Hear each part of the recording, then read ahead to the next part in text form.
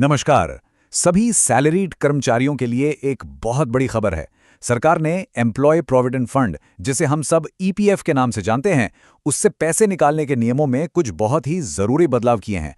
और ये बदलाव करोड़ों लोगों के लिए अपनी बचत तक पहुंचने के तरीके को कह सकते हैं कि पूरी तरह से बदल सकते हैं।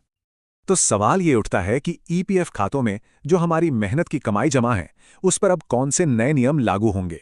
क्या ये नियम हमारे लिए फायदेमंद हैं या इनमें कोई नुकसान भी छुपा है? चलिए आज इन्हीं नियमों को एक-एक करके समझते हैं। तो हम बात करेंगे कि निकासी में क्या नया लचीलापन आया है, प्रोसेस को कैसे आसान बनाया गया है, रिटायरमेंट फंड की सुरक्षा के लिए कौन से नए नियम हैं और सबसे जरूरी, इन सब का हम कर्मचारियों पर क्या असर पड़ेगा।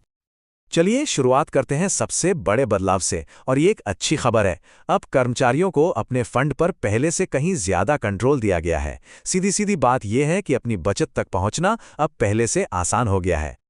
देखिए, पहले क्या था?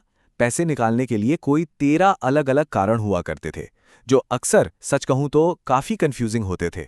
लेकिन अब इस पूरे सिस्टम को बहुत सिंपल कर दिया गया है। अब है सिर्फ 3 सीधी-सादी कैटेगरीज। पहली, जरूरी जरूरतें, जैसे मान लीजिए बीमारी या शादी।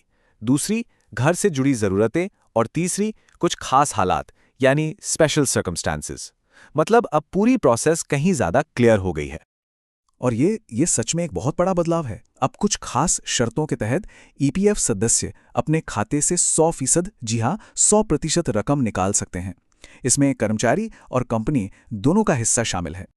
और सिर्फ इतना ही नहीं, एक और बहुत बड़ा बदलाव यह है कि अब जिंदगी के जो बड़े पड़ाव होते हैं, उनके लिए बार बार पैसा निकाला जा सकता है। ये पहले के सख्त नियमों से एकदम अलग है, जहां निकासी की संख्या बहुत सीमित हुआ करती थी। उदाहरण के लिए, अब बच्चों की पढ़ाई लिखाई के लिए 10 बार तक और शादी ब्याह जैसे मौकों के लिए 5 बार तक पैसा निकाला जा सकता है। सोचिए, ये उन परिवारों के लिए कितनी बड़ी राहत है जिन्हें बार बार ऐसी जरूरतों का सामना करना पड़ता है। तो ये तो हुए नियम। अब देखते हैं कि इन नियमों को लागू करने का जो तरीका है, उसे कैसे बेहतर बनाया गया है। क्योंकि सिर्फ नियम नहीं बदले हैं, बल्कि पैसे निकालने की पूरी प्रक्रिया को भी पहले से ज्यादा एफिशिएंट बनाया गया है। पहले अलग अलग तरह के विड्रॉवल के लिए सर्विस पीरियड की शर्तें भी अलग अलग थीं, जिससे काफी कंफ्यूजन होता था। अब इसे एकदम आसान कर दिया है। किसी भी तरह के पार्शियल विड्रॉवल के लिए सिर्फ 12 महीने की नौकरी पूरी होनी चाहिए, बस। ये एक बहुत ही पावरफुल बदलाव है।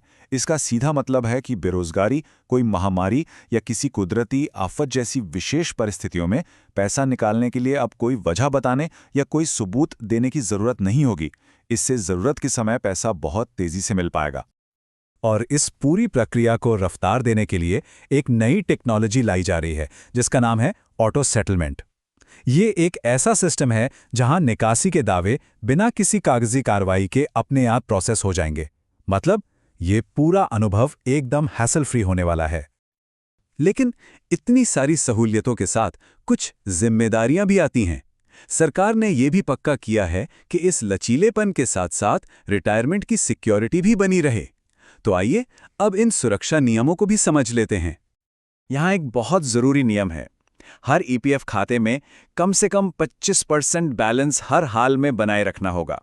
यह एक तरह का सेफ्टी नेट है, ताकि रिटायरमेंट फंड कभी भी किसी भी हाल में पूरी तरह से खत्म न हो। और एक बात यहां ध्यान देने वाली है, जहां एक तरफ पार्शियल विड्रॉल आसान हुआ है, वहीं दूसरी तरफ समय से पहले खाता बंद करने के नियमों को और सख्त कर दिया गया है।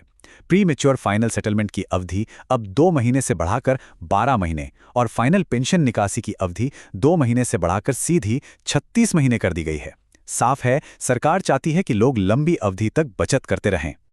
तो सबसे अहम सवाल पर आते हैं, इन सभी बदलावों का एक आम कर्मचारी पर क्या असर पड़ेगा? आइए इसके जो की पॉइंट्स हैं उन्हें समझते हैं।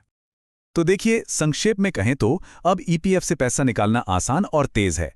25% का मिनिमम बैलेंस रिटायरमेंट फंड की सुरक्षा करता है।